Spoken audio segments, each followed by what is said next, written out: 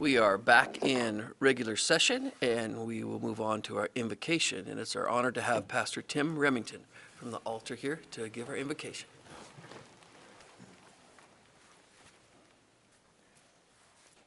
Privileged to be here, so let's bow our heads.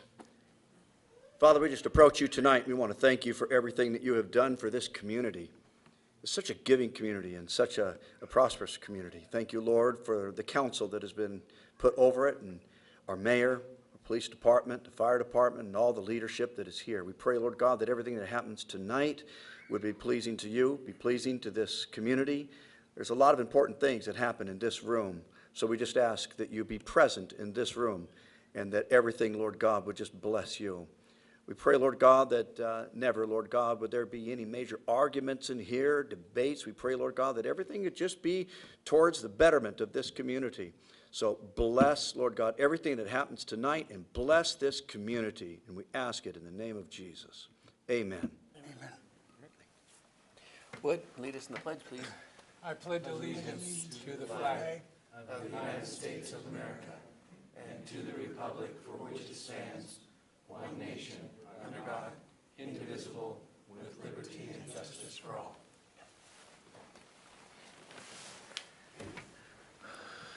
Okay, I think that any amendments that have been made to the agenda, we're good with that. So we will move on then to presentations. And our first presentation is by Police Chief Lee White, the Coeur d'Alene Police Phlebotomy Program.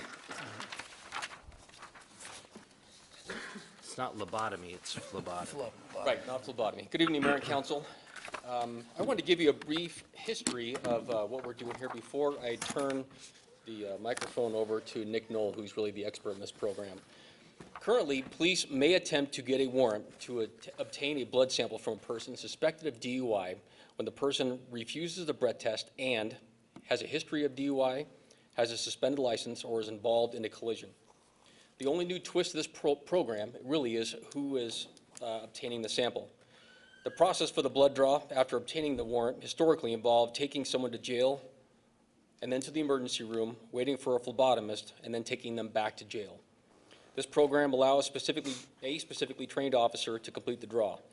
And I really want to reiterate that the only thing that has changed with this program from what we were doing previously is the person who conducts the draw. We still have to get a legally obtained search warrant, and the suspect must be under arrest for DUI and, as I just stated, have a previous DUI arrest, have a suspended license, be involved in a collision, and has refused to provide a breath sample. And so with that, I'd like Officer Nick Knoll to give you a little more details about the program. All right, thank you. I appreciate you taking the time to listen to this program that's new to us, but has actually been around in the United States in different areas for about 20 years, and is well established in other parts of the country. I'm going to start off by giving you a few facts about our DUI numbers in Coeur d'Alene. In 2016, we had 352 DUI arrests. And that same year, we had 451 driving while suspended violations. And we note that because the penalty for refusing to do a breath test or submitting to evidentiary testing in a DUI is a suspended driver's license.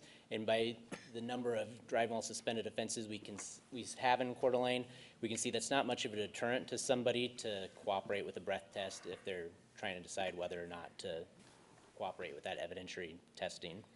So far in Coeur d'Alene in 2017 through June 7th, we had 142 total DUI arrests.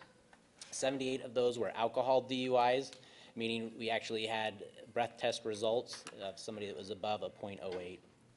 23% of our alcohol DUIs are excessive, meaning almost a quarter of the people that we arrest for DUI have a blood alcohol or a breath alcohol level of .20 or greater, which is a crazy high number.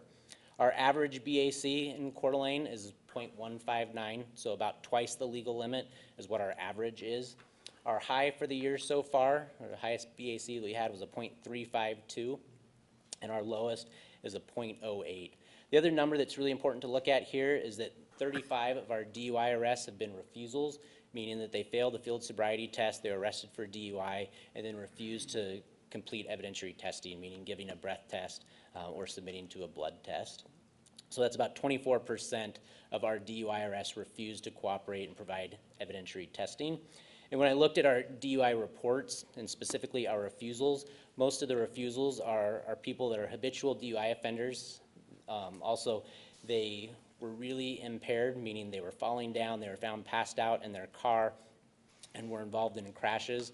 And these are the people that we're targeting for this new program, because we want to prevent them from driving impaired in the future. We want to give tools to the prosecutor to help with prosecution of them, so that they're not driving impaired on our roadways and keeping the city safer in the meantime. Also this year, so far we've had, well, I myself have had 32 actual DUI drug evaluations. So that means it was 29 the other day, but I had 3 over the weekend. And these are people that were arrested for a DUI. They were impaired by something other than alcohol, and I did an evaluation, was able to complete that evaluation and determine they were impaired by some other drug, whether it was prescription. The most common one we're seeing right now is marijuana and methamphetamine are the common ones that we're seeing. So people are impaired by things other than alcohol.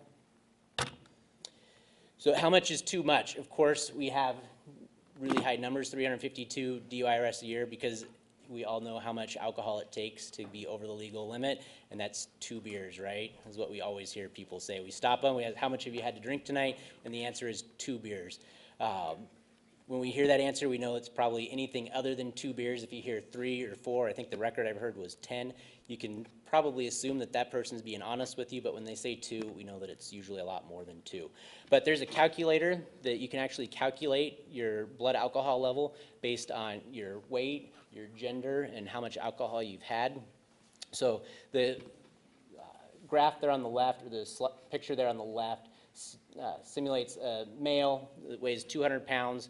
Say he gets home from work, he's going to drink 2 Blue Moon beers in an hour. His BAC would be a .032. The one on the right simulates a female that weighs 120 pounds. She goes to dinner, has a glass of wine. When she finishes that wine, her BAC is going to be about .02, so well under the legal limit.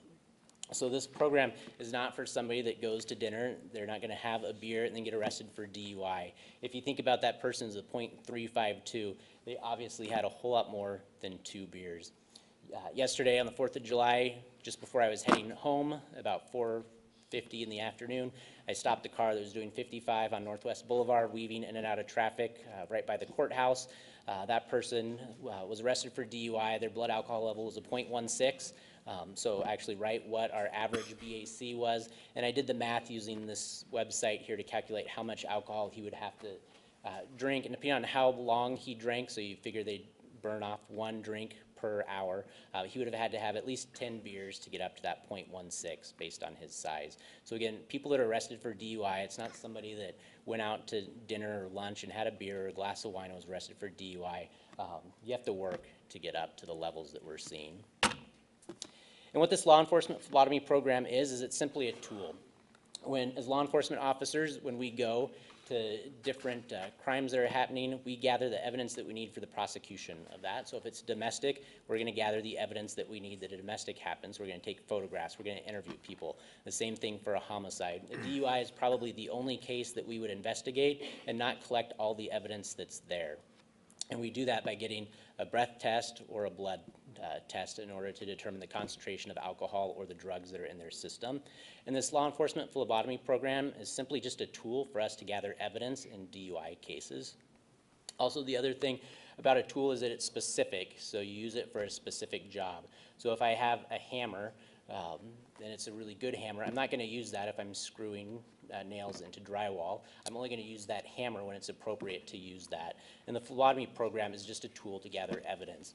There was a DUI arrest the other night, I think it was last Thursday, and this guy decides that he's going to go downtown and drink. He takes his 10-year-old with him and tells his 10-year-old, while I'm in the bar, go ahead and ride your scooter around downtown Coeur d'Alene. So apparently the kid is riding around probably on Sherman or at the park or whatever. So about midnight, Dad decides that he's had enough and he's going to go home. So he gets the son, puts his 10-year-old in the truck, goes to leave the bar parking lot and hits another car as he's backing out of the parking lot. Law enforcement's called, we show up, and the guy refuses to cooperate with everything. He won't do field sobriety tests, he won't do a breath test. So in that case, he was arrested for DUI. The search warrant was requested and granted by a judge, and a phlebotomist was used to draw that guy's blood. So this is a perfect tool for somebody like this that is a habitual offender. They've got their kid in the car, they're involved in a crash, and they refuse to cooperate with any part of the DUI investigation. Why do we want to do this program? The number one reason is to reduce the number of DUIs in Coeur d'Alene. You can see how many times people are caught doing it. They say the average DUI offender drives about 80 times per year. Of course, that's the average. So you have some people that are probably impaired every day when they get in the car, and we have other people that might do it once or twice. But it happens a lot, and we want to reduce the numbers of DUIs in Coeur d'Alene. Also, we want to successfully prosecute DUI offenders. It doesn't do us any good to arrest somebody for DUI if they're not going to be prosecuted for it. So getting a breath test result or a blood test result gives the prosecutors a tool to help prosecute them. Also, it will save time and gather accurate evidence for us. So right now, if we go to the hospital to get a blood draw, depending on how fast we get a search warrant, you might get a blood test result 3 hours after the actual traffic stop. And so that's evidence that's disappearing as we're waiting for that. So with us being able to draw blood and streamlining the search warrant process, we're able to get accurate evidence closer to the time of stop. Also for DRE cases, so this is somebody that's arrested for drug-impaired driving.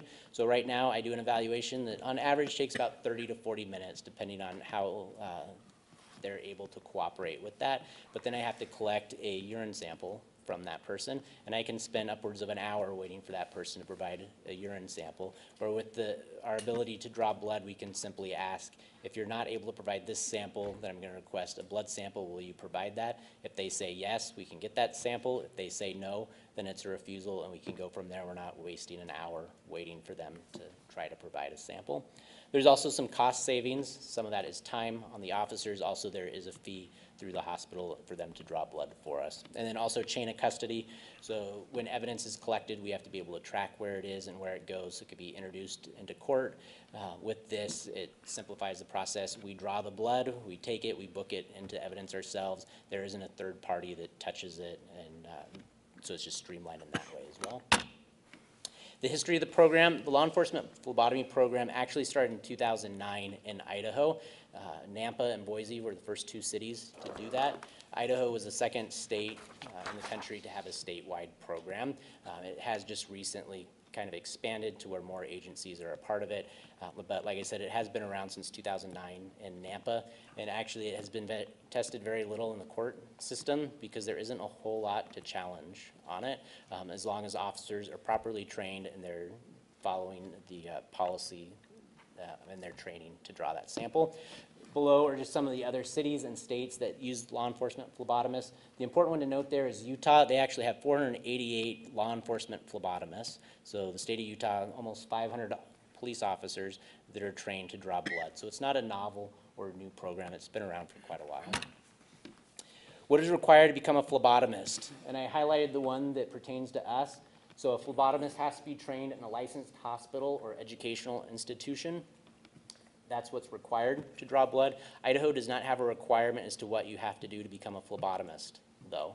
So it says who can draw blood, but not what's required to be a phlebotomist. So there's actually a community college in the Boise area where you can go on an afternoon, sign up for a free 4-hour class. At the end of that 4-hour class, they give you a certificate saying that you're a trained phlebotomist.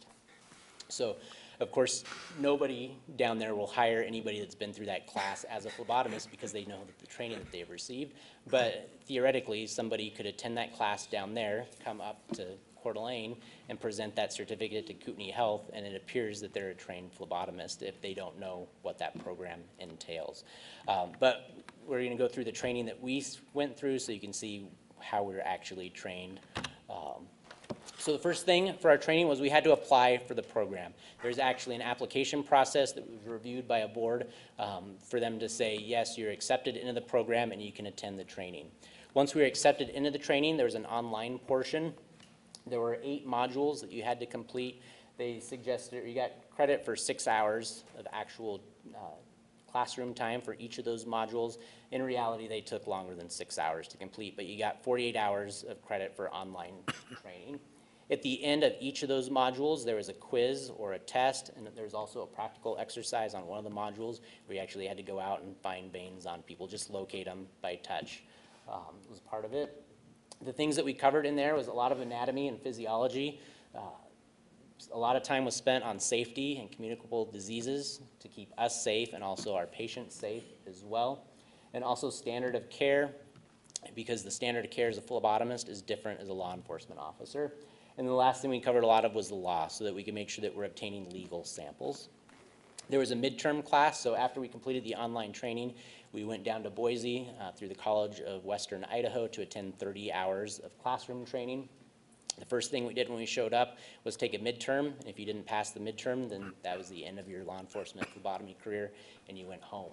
Once you passed the midterm, or if you took the midterm and passed, then you went on to the 30 hours of classroom. Part of the 30 hours of classroom, we had to do 25 successful draws on other people in the class. Then once we were done with that, there was a written and practical final. So again, if you didn't pass the written final, that was the end of your law enforcement phlebotomy journey. There's also a practical final. I think you had 1 minute where you had to do a successful draw on another person, get 2 vials of blood, and be done in under a minute in order to pass that final. So again, if you weren't able to do that, it was all for naught. Once we were done with that, we went on to our clinicals.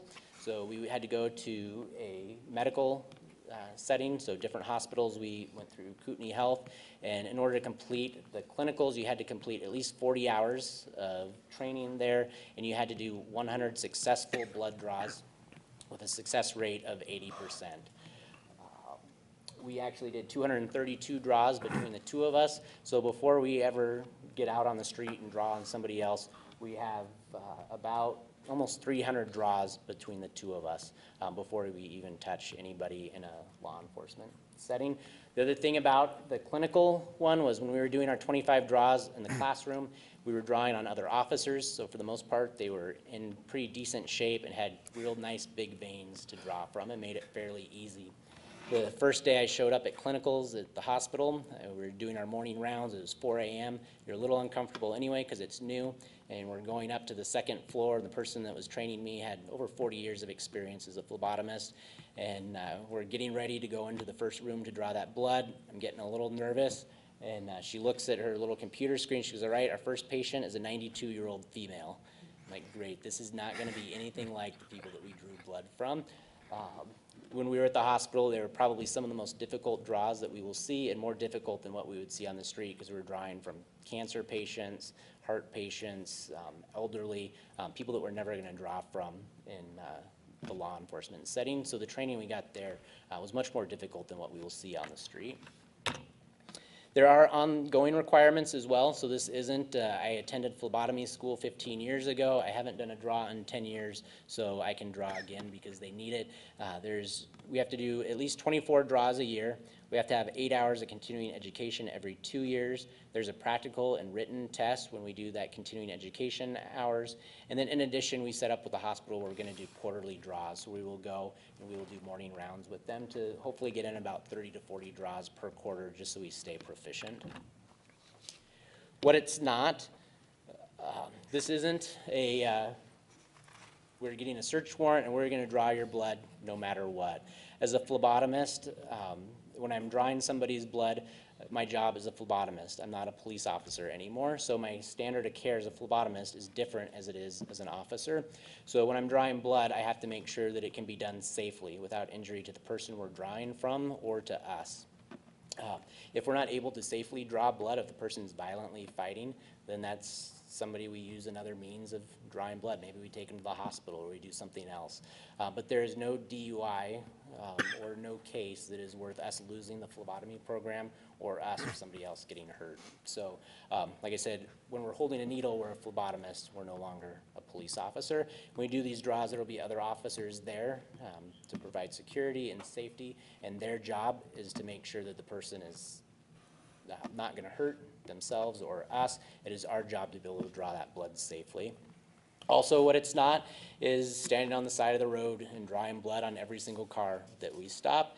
We have to be able to have them seated, safe, and secure in order to draw blood. And our policy says that blood will be drawn in a medically acceptable manner. So whether that's at the jail or the police department where they can be seated in a chair, it will be sterilized and cleaned so that there's no danger of infection and things like that. And that's the program in a nutshell. Just to wrap up, I just want to hit just a couple main points. As I said before, really the main difference is who's conducting the draw and the location of the draw. We're going to use this for limited cases, and they have to be fairly significant for us to use this program. Like I said, currently, we still have to go and get a warrant, and typically this will be used in cases where somebody has a history of DUI, they have a suspended license, or they were in a DUI-involved collision. It still requires a search warrant, so nothing has changed there. As Officer Knoll talked about, this isn't the person who goes out for dinner and has a couple of drinks and we pull them over and then hold them down and take their blood. That's not what we're talking about. This is just a new twist to a program that's been around for a while. And with that, we'll stand for questions. Questions? Dan? It seems like you mentioned that the only real difference is who's going to draw the blood, but it also seems like an important element is the whole timing thing, that, you know, in the sense of being able to get that sample quicker and before it dissipates and that kind of thing, which I think is a good thing, but it seems like that would be kind of one of the selling points of it. Also, it sounds like if the officer, if they had to take them to jail and then to the hospital and all, I assume that's one of our officers tied up with that whole Yes, sir. process? As Officer Knoll said earlier, you know, a lot of times this can be up to 3 hours from the time of the traffic stop to the time of the blood draw, after taking them to the jail, obtaining the warrant, taking them back to Kootenai Health for the blood draw, and then the sample's obtained, and then we have to take them back to jail. Yeah. Okay. In fact, I think this might be a good kind of eligibility to run for council or mayor. You have to volunteer for some of those draws. Okay. I'm a fainter. One last point on that, you know, people still have the I wasn't ability to listening. give a breast sample. You know, at any point during the process, they can say, I'll gladly, you know, give a breast sample. These are for the people that have some of our more serious offenders who are refusing to comply. They're not going to provide a breath sample, and so we obtain a warrant that's authored by or signed by the judge in order to obtain that sample. Woody? Just a couple questions. So of the 100 and what'd you say, 148 DUIs in a year? 352. 352. What percentage of that would be using this? What, can you look back on it and go, oh, we could have done this? Half of them, 2/3 of them? Yeah, so right now on the year, so year to date, we had, I believe it was 142 DUI arrests for the year, and 24% of those have been refusals, where they refuse to provide a breath sample. So 75% of the DUIs that we arrest cooperate with testing, and we don't have to worry about it. So 24% refuse, so then if they met these requirements, depending on the circumstances, we would be looking at that.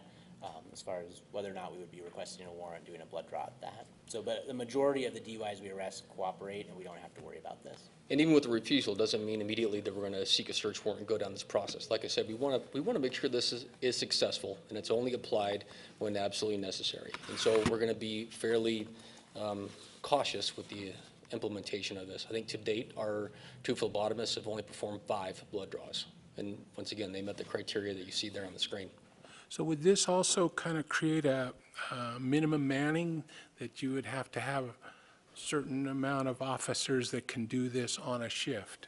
Do you see that becoming something like that? No, or- currently, since we have to obtain a search warrant for these anyway, these are kind of the resident experts, and if they're going to be the ones that are obtaining the sample, another officer could theoretically go and try to obtain the search warrant, and they could be called in then to complete the blood draw. And of course, we still have the ability that if they're unavailable, we can always revert to our old method, which would be take them down to Kootenai Health and have the draw performed there.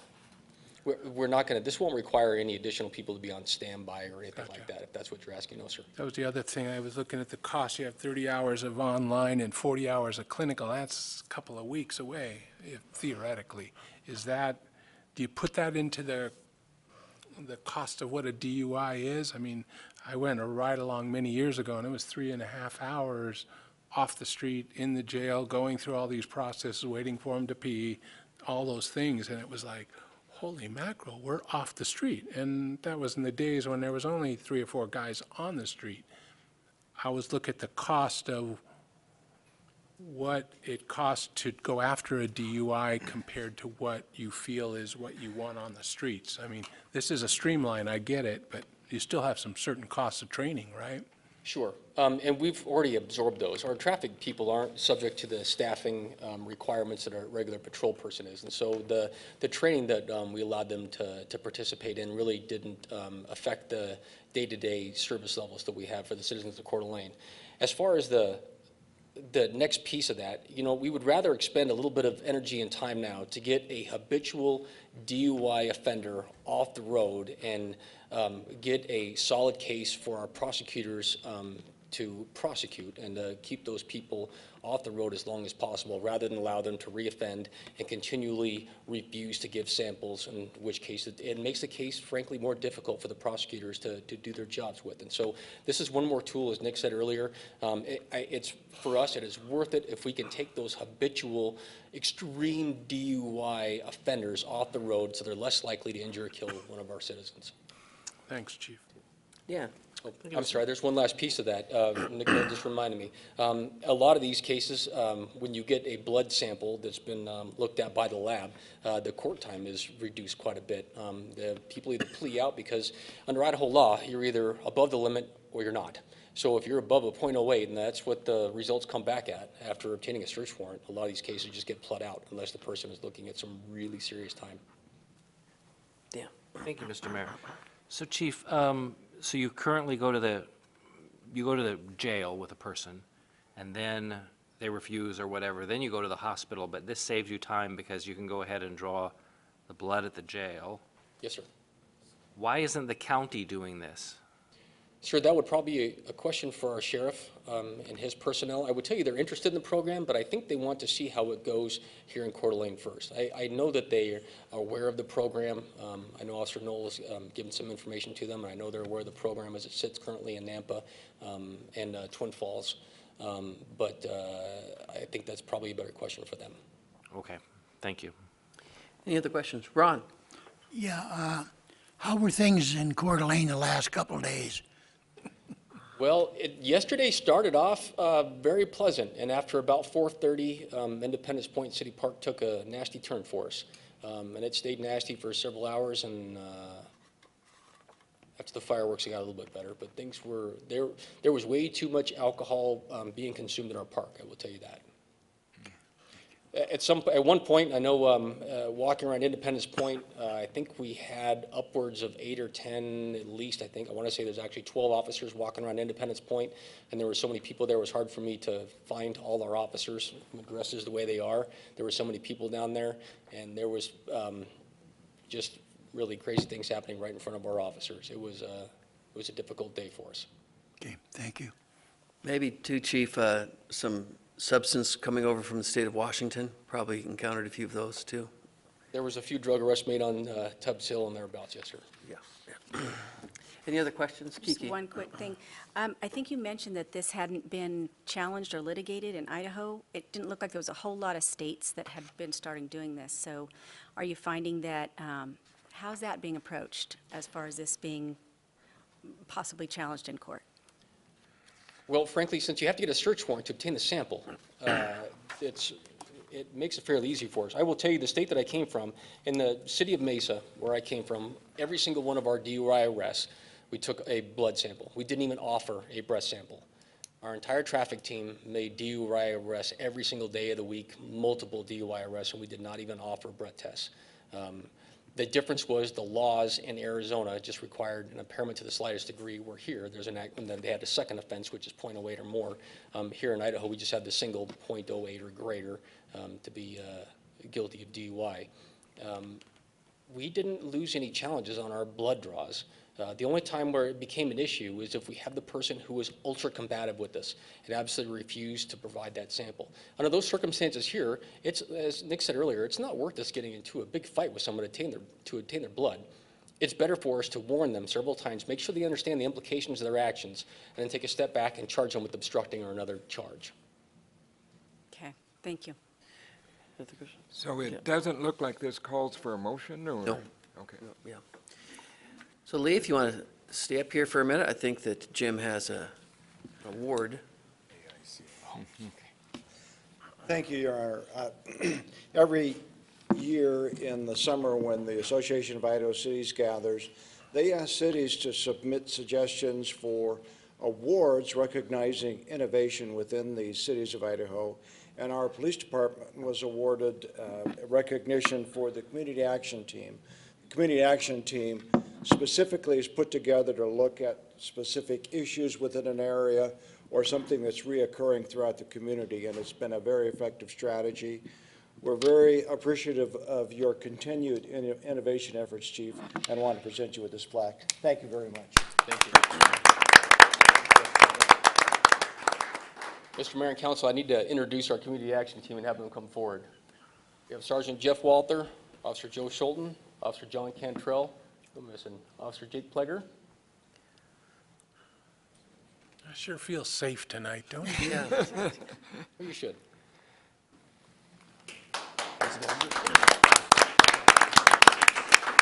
I forgot Spencer Mortensen, I'm sorry. You want to say a word? Yes. Okay, if they're not going to say anything, I'm going to say something for them. Many of you will probably remember, 2.5 years ago, we submitted for a grant for 3 officers. We were supplemented by 1 Coeur d'Alene officer through the federal government to start this community action team.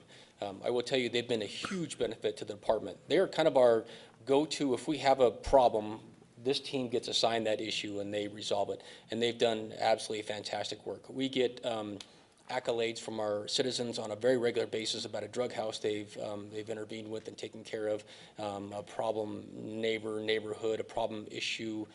They are our go-to group, and they've done a phenomenal job. So from me personally, I want to thank this group publicly.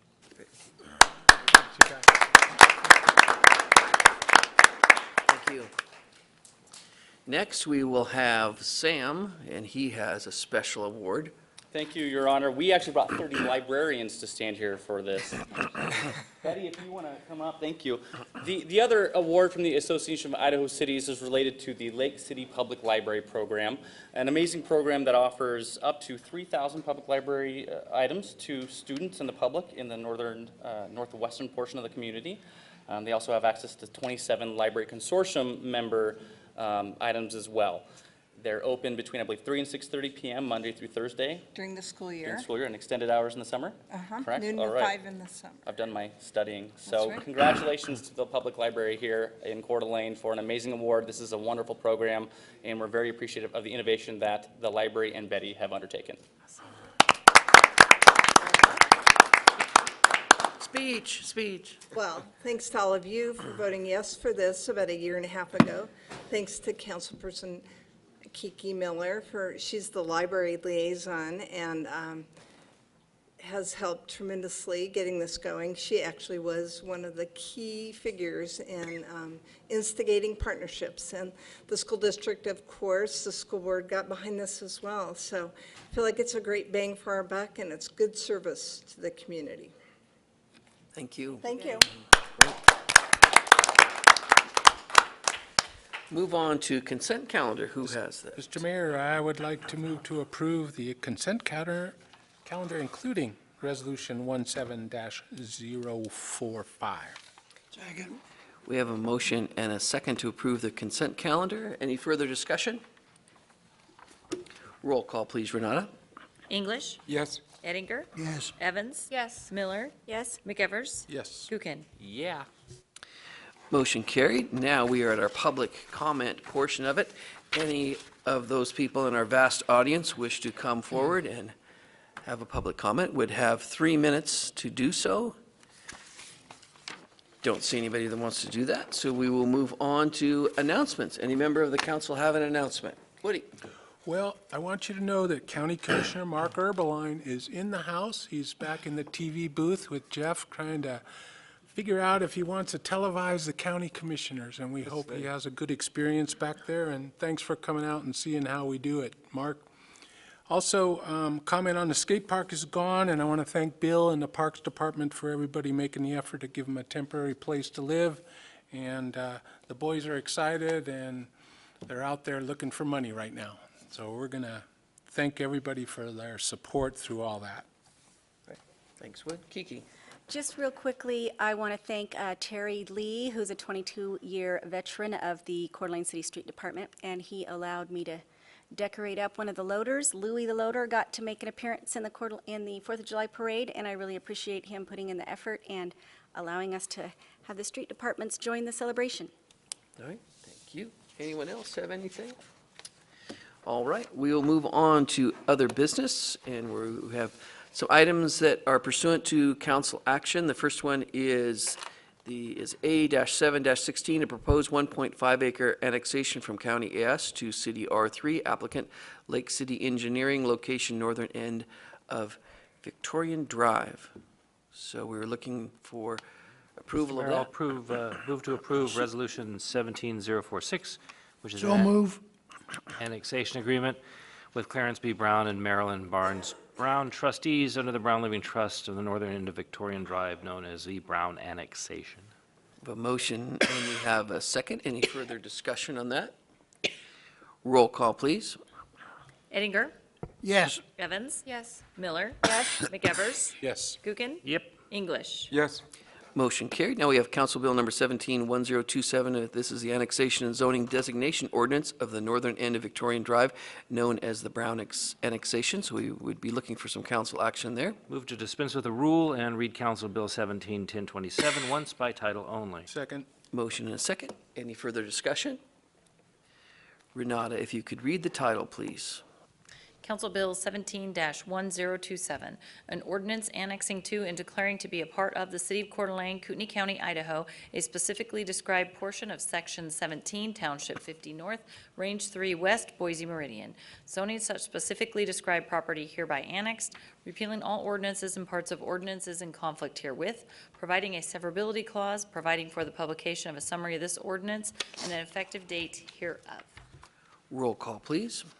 Evans? Yes. Miller? Yes. McEvers? Yes. Gookin? Yep. English? Yes. Eddinger? Yes. Motion carried. Motion to adopt Council Bill 17-1027. Second. Motion and a second. Any further discussion? Roll call, please. Evans? Yes. Miller? Yes. McEvers? Yes. Gookin? Aye. English? Yes. Eddinger? Motion- Yes. Sorry, motion carried. Now we have Council Bill Number 17-1028, ZC 117, zone change from light manufacturing to commercial at 17 units per acre, zoning district at 505 West Kathleen. This is pursuant to council action on June 20 of 2017. Motion to dispense with the rule and read Council Bill 17-1028 once by title only. Second. We have a motion and a second. Any further discussion? Renata, if you would read the title, please. Council Bill 17-1028, an ordinance amending the zoning act of the City of Coeur d'Alene, Kootenai County, Idaho, known as Ordinance Number 1691, ordinances of the City of Coeur d'Alene, by rezoning the following described property from light manufacturing to commercial at 17 units per acre. Said property being described as followed, to wit, plus or minus 4.1 acre portion of a parcel located at 505 West Kathleen Avenue, repealing all ordinances and parts of ordinances in conflict herewith, providing a severability clause, providing for the publication of a summary of this ordinance and an effective date hereof. Roll call, please. Miller, Yes. McEvers, Yes. Gookin, Yes. English, Yes. Eddinger, Yes. Evans. Yes. Motion carried. Motion to adopt Council Bill 17-1028. Second. Motion and a second. Any further discussion? Roll call, please. Miller, Yes. McEvers, Yes. Gookin, Yes. English, Yes. Eddinger, Yes. Evans. Yes. Motion carried. We will move on now to a discussion regarding the movement of the art piece entitled The Fork. And Sam Taylor is going to give us that presentation. Thank you, Your Honor.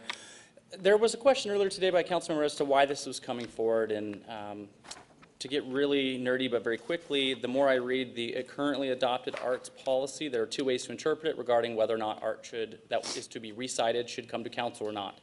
One way says that the Arts Commission, no matter what, is still a recommending body. Another way is that if it's over $20,000, it should come to council. I decided to err on the side of caution and bring it to council, largely because I think we also need to have a a brief general discussion about the philosophy of how we cite public art and public rights of way. And I think that's an important kind of public conversation to have, especially because the Arts Commission serves at the pleasure of the mayor and council. It's important to get that direction, and we can bring that back to the commission for future discussions as well on how we move or cite art. Related to this piece, we had this piece at near Alert Microsystems, and unfortunately it was hit twice by vehicles. One time the person stopped, we received their insurance information, and we helped collect and pay for repairs. Another time it was an unfortunate hit and run. Because it was hit twice, even over a curb, we determined that it was appropriate to move the piece due to public safety issues and damage to the piece. And the Arts Commission worked with a property owner in Midtown who owns Capone's and other business buildings there to recite it in front of what is currently housing Gizmo.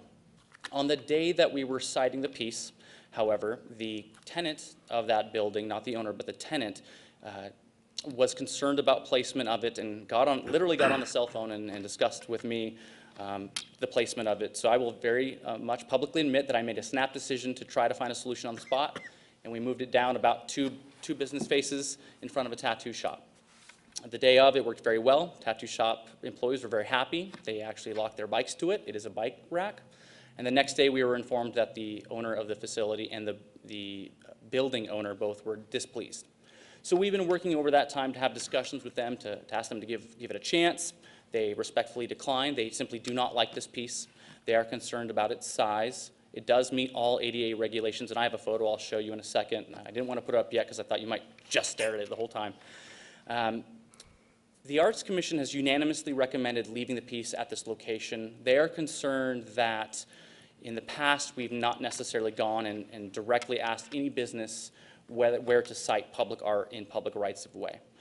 We are aware in the past that during the Midtown renovations, when all of the various pieces of art were placed there, businesses were informed art would be placed there. They were not informed of what piece specifically would be placed there. Art obviously is subjective. It can, people all have different reactions to it. There is one piece that a business, when it was placed there during the renovation, they were not pleased with the way it looked. They let us know that, but it does actually remain there to this day.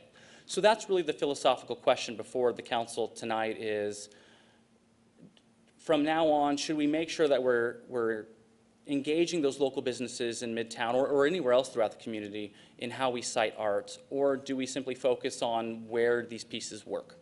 So with that in mind, prior to doing that, I wanted to show you, this is the piece there at Midtown. You can see it's kind of in front of these two facilities.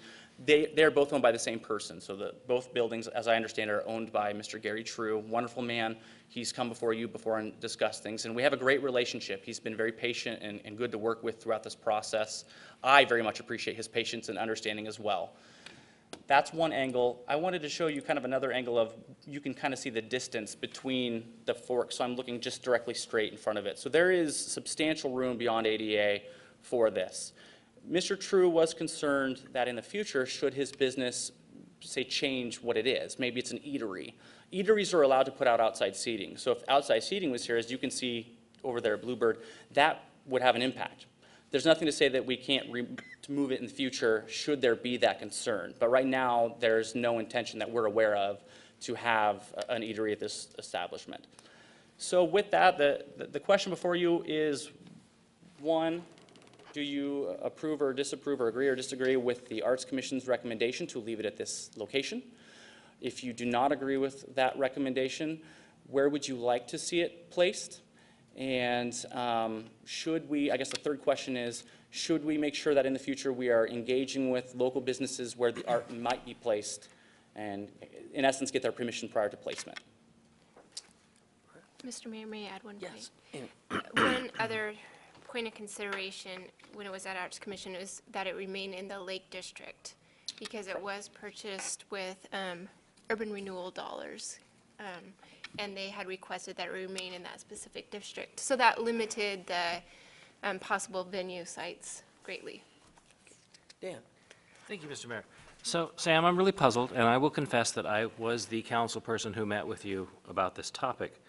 So the item, the discussion item for us, the motion that's written here, and of course we can make another motion, is really to approve the Art Commission recommendation to leave the artwork at its current location, or to instruct the commission and staff to choose another location. But it seems like the Art Commission's already made a decision, right? And it was unanimous. They have not, they've made a recommendation to council. They made a recommendation to council to Leave it where it is. leave it where it is. Correct.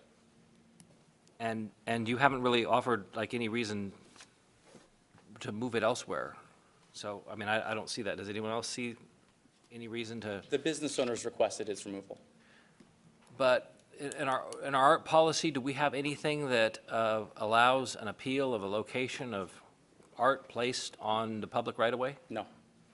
Okay. So in the original stage, when all these artworks were put up there, and I remember Woody told us that you were on the committee that chose all these things. It was ugly. It was it really? It was tough. Well, maybe you want to tell us. Bike racks are tough. Whoever thought a fork would be a bike rack? But what, did the business people complain? Never heard from the business people. It was just the artists arguing. Oh, okay. Arts Different. Commission kind of. Okay, Freaking so art. that thing. That's, yeah. But so the business people, I guess, didn't really care. We just put it there.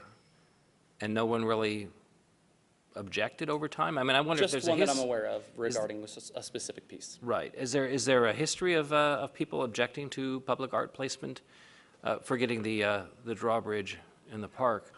I think everyone has different reactions to public art. When the feathers, for instance, were put in long ago, and I hate to say this, but I was a child when that occurred, I actually recall there being discussions and debates about whether or not that was good art or not. I mean, every piece of art we place is subjective. Yeah. But we haven't really moved anything because someone's complained about it. No, but I think part of the consideration, and what we really are asking, this is really a political decision, a philosophical decision for you, is kind of about being business friendly and finding a balance between those two things. And both of these arguments are very fair, and that's where staff is looking to you to help assist us in the future, explain to your volunteers on the Arts Commission kind of the policy direction. But it seems like if we do this and we say to move it, we don't, and you probably want to know where too, but it seems like we're going to get a lot of other people who are going to start to come to us and say, move this, move that, and all of a sudden it's going to be a thing. Whereas now it was kind of like, well, we're going to put art around the city and, you know, enjoy it or criticize it or do whatever, because that's what we do with art. And we get complimented all the time about the art here, and I know I make fun of some of it. I think the octopus is kind of silly, but I like the octopus there now. I like the feathers there now, too. So, you know, and I even like the drawbridge. So, you know, things can change after a while. But I don't want to be known as a city that's going to be kind of fickle about our art. I'd like to just go ahead with the Art Commission's recommendation. It seems like they're the ones who hash it over, and if they say to keep it there, I mean, can you offer anything, Amy? I mean, there was obviously a discussion there, and I'm pretty sure you guys hashed out a lot of the things that we would think of here. No, Sam touched on all the points. There's limited venue sites. Sam worked really hard to identify possible placement, and then does a set a precedent, you know, and that was the discussion. I mean, it's unfortunate that that he's not happy with this piece. I mean, nobody feels great about it, but that, just what you just summed up. Okay. You know, I guess that I'd like to weigh in on a different viewpoint from being a small business owner, and we have a few small business owners here. I'm required to shovel the sidewalk, right? I'm required technically to maintain it. If there's something wrong with it, I'm required to repair it. If I'm operating a small business, and running a small business is tough, as we all know, and if someone puts a piece of art, and art is supposed to enhance business. That's the reason why the art was put in there, is to enhance that business district, and I think it does a good job. But if a certain owner does not want that in front of their business, in my opinion, I think you got to listen to them, really. If they don't want it, they're operating their business, but we're going to say, no, we're putting that piece of art there, doesn't matter what you think. But make sure you shovel around it, make sure if there's something wrong with the sidewalk, make sure that you fix it, but we're putting that there. So I think we have to be a little sensitive, and that's from my small business background, but I'd certainly be willing to listen to some other folks too. Woody, you're a small business guy? Yeah, well, You want bicycle racks have always bothered me. I have to have a bicycle rack, and nobody rides her bike to my restaurant, so kind of a pain. I kind of see both sides to it.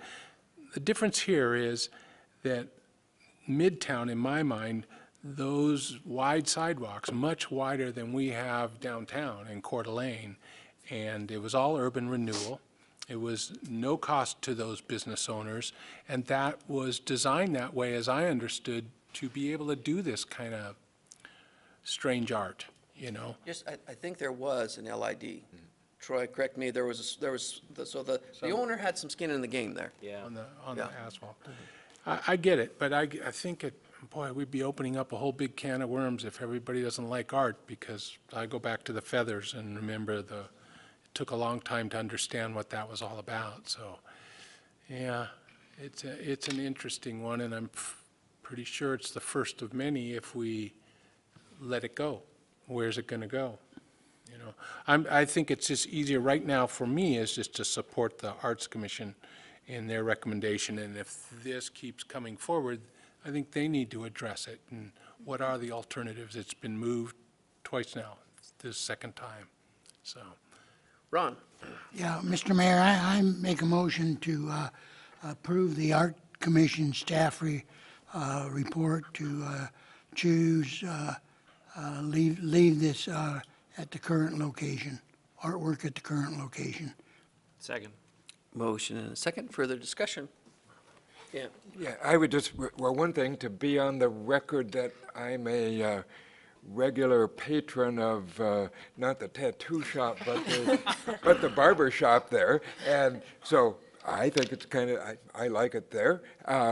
But as far as giving direction to staff, what they asked for, I mean, my sense of direction is that I think we'd be getting into very dangerous territory if we let businesses basically veto that decision.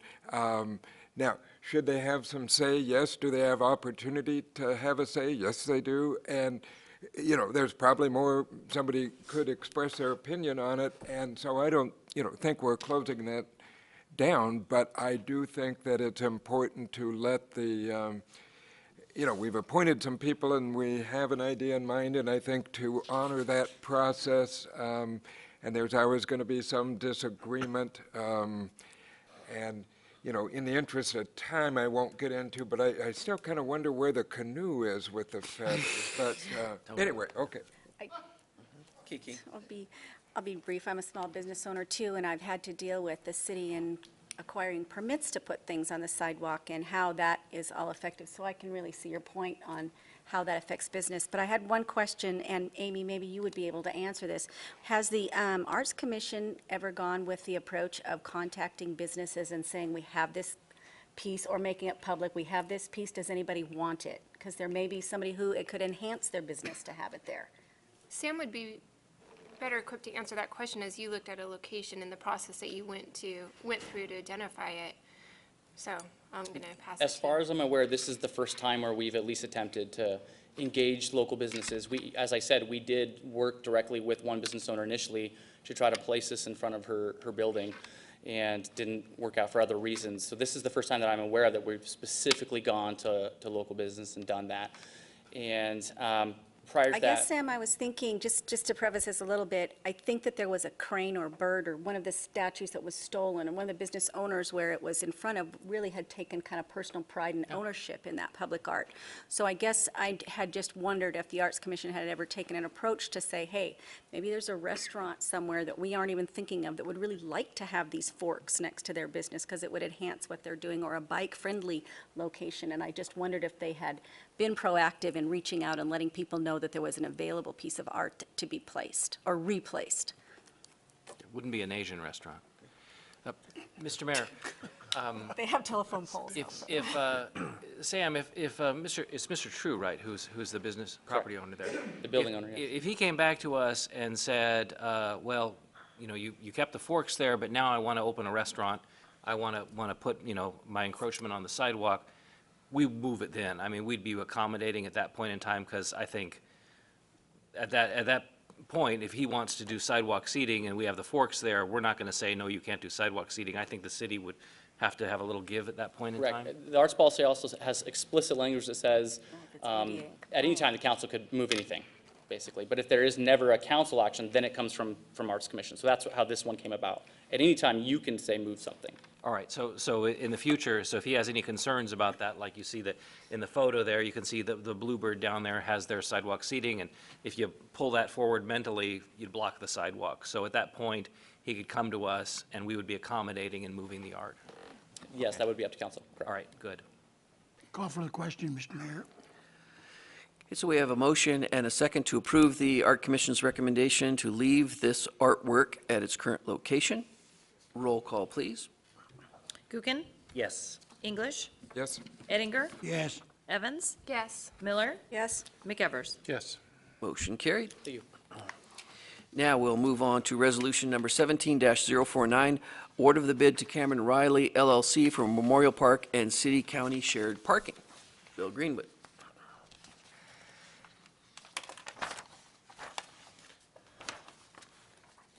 Good evening, Mayor and Council.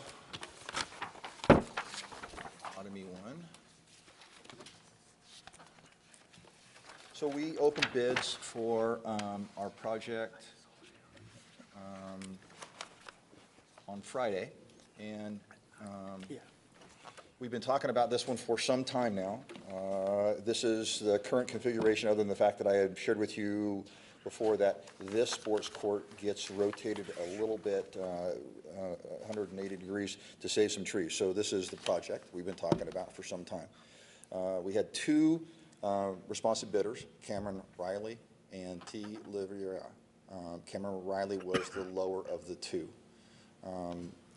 With that, we've given you guys a bid sheet here, and this is Cameron Riley's base bid, and that's what we're asking you to award this evening.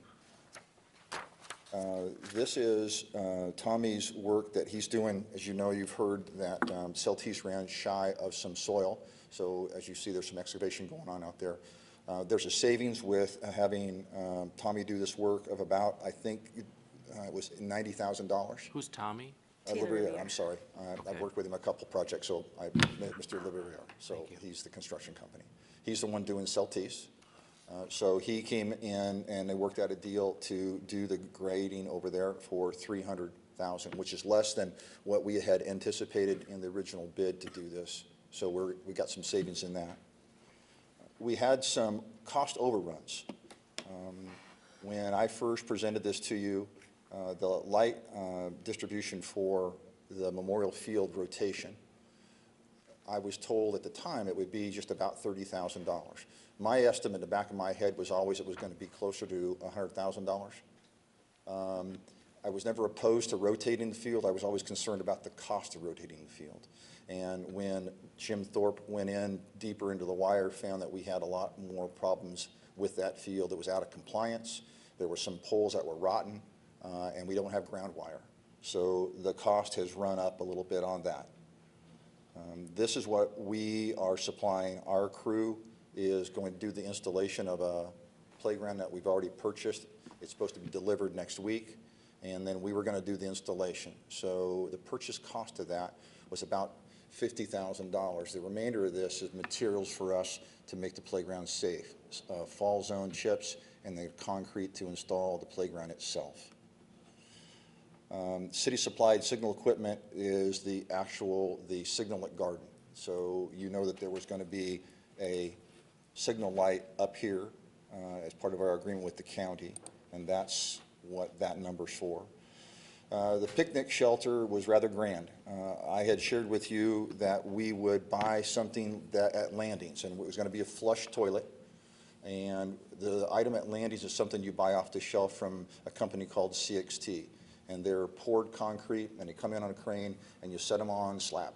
It's a nice little unit, and we also had talked to you about providing a picnic shelter that we get off the shelf that's something similar to maybe City Park with some wood structure underneath, a little bit smaller, but the same idea.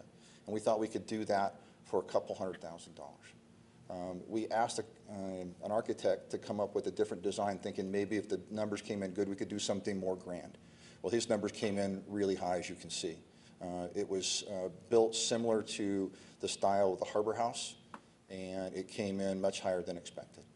So we're going to pull back on that. That's why in my staff report, you'll see there were some ad alternates that we were not accepting. Those were the ones. In fact, the ad alternate for the restroom and the ad alternate for the gazebo, we'd like to reject those because they were too high, and then go back and retool that and do more the style that I had just described instead of something like the Harbor House. The facility there at the landings, I don't know if you've ever visited that park, it's nice. It's bulletproof, and it's concrete. So I say bulletproof in that. We don't want to put that in a Chamber of Commerce brochure.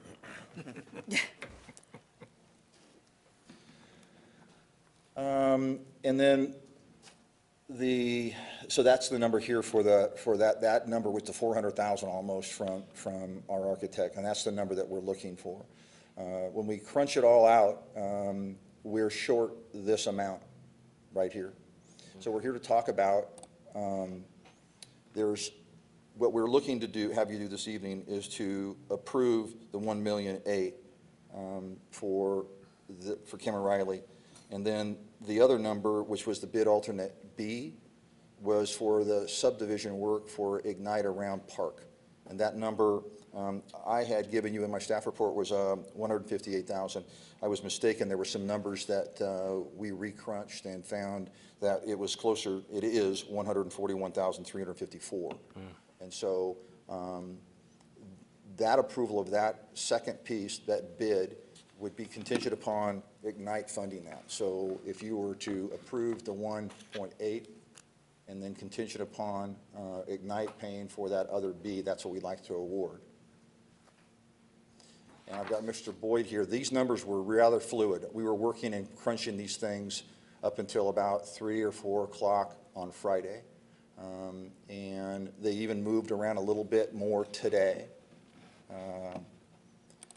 And here's some of the things that ran it over. The overhead utilities, we need to get those buried. And our cost estimate for that was incorrect. This is the idea of the Taj Mahal of restrooms here that was designed. And so it went 100,000 over budget. And these are what those CXT units look like that we're proposing for this project. So you get a visual of what they are. This one is very similar to the one we have at Landings.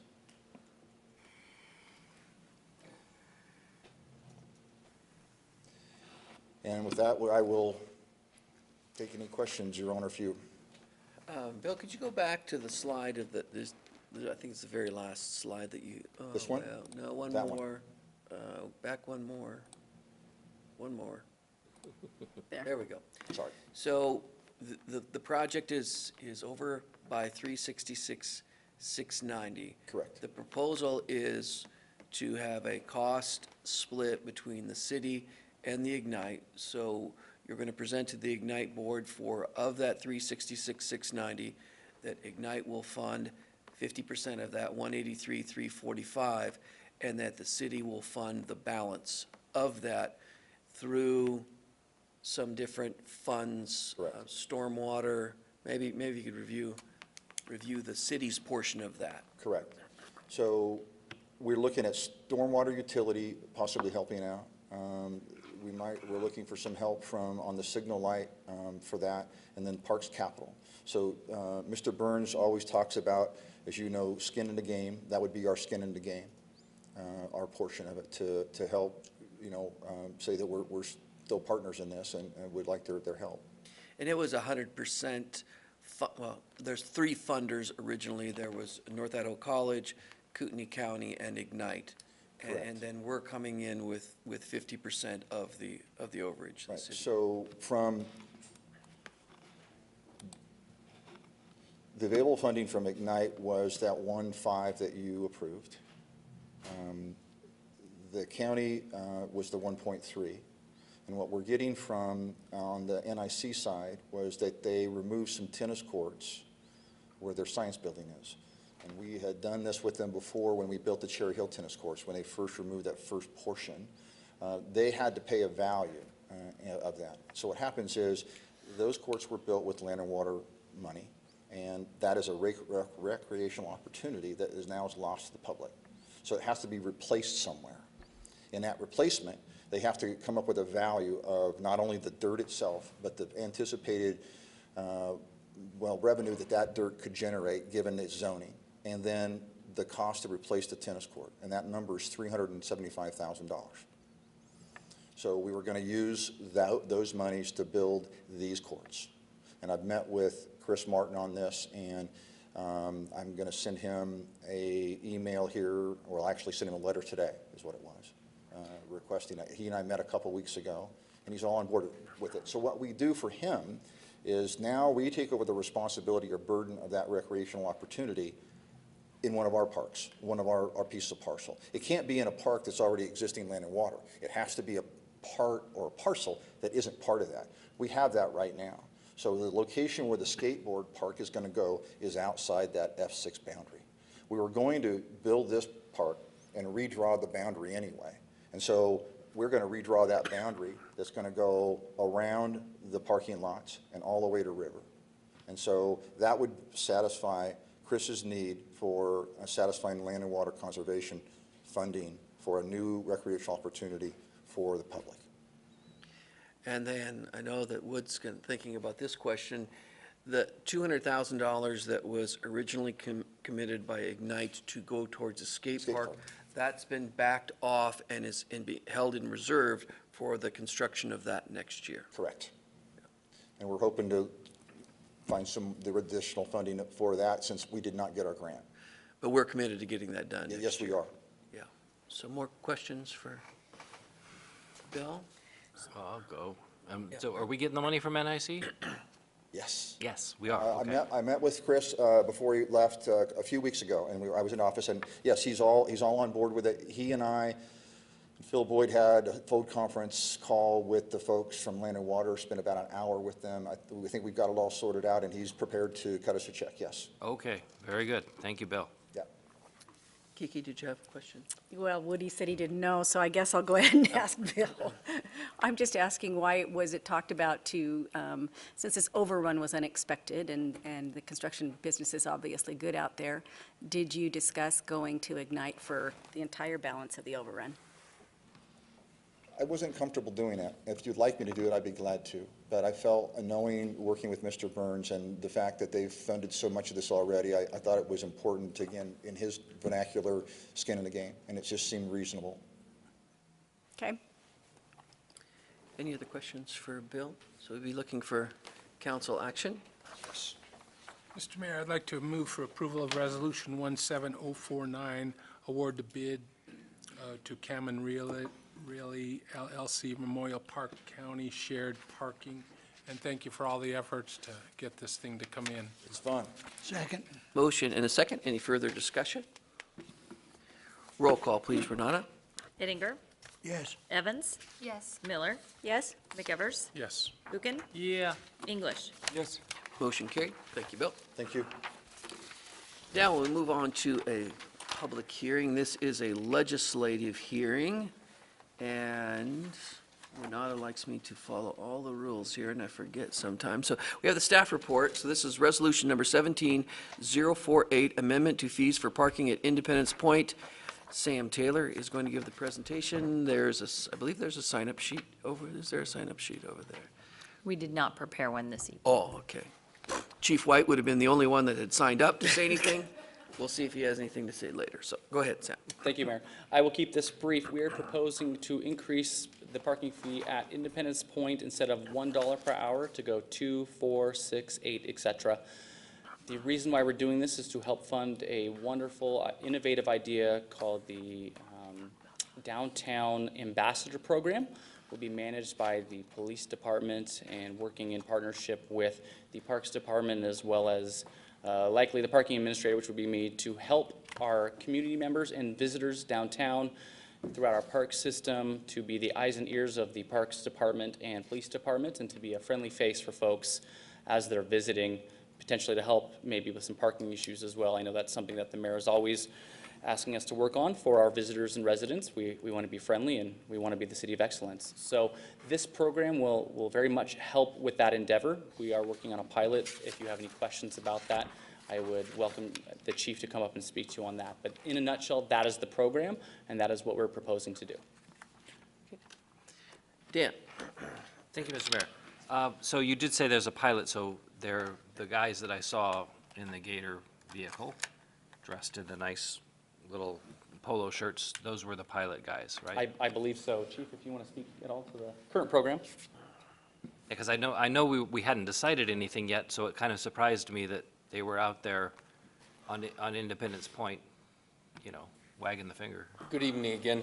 Well, at one point I was in the Gators, so I'm not part of this part-time program. But we were kind of performing some of the same tasks that they are. We have asked our park ambassadors to do this, along supplementing them with some of our explorers. And I was absorbing that fee, the cost for this program from vacancy savings that I have this year from some open positions. What we've tried to do is implement it over the first couple of months to try to handle some of the problems we've experienced downtown, specifically with our parks and parking in Tubbs Hill and fights and drinking.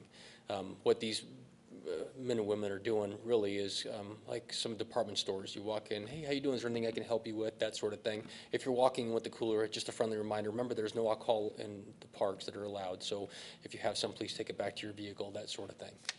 So yes, the program has been going on now since, I think it's been 2 weeks now. I don't remember exactly when we sent the heads up, but it's been a couple weeks that the program's been going. Do these guys have cameras with them? No. Okay. So if they see something, how does that get reported? Well, they have a radio. They can pick up the radio and call us. They also have access to a telephone.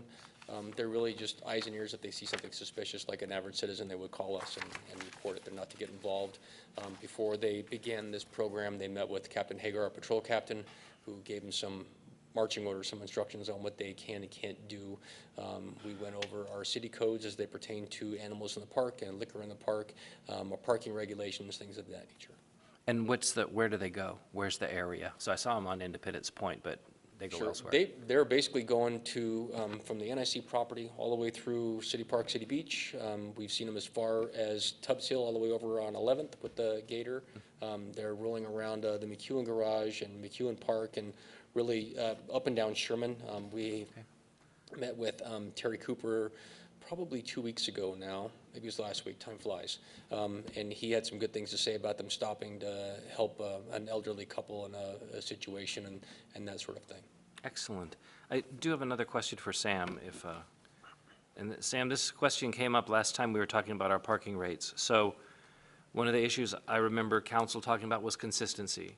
So now we're going to have a break in the consistency in that I think most of our lots have the same fees except for McEwen.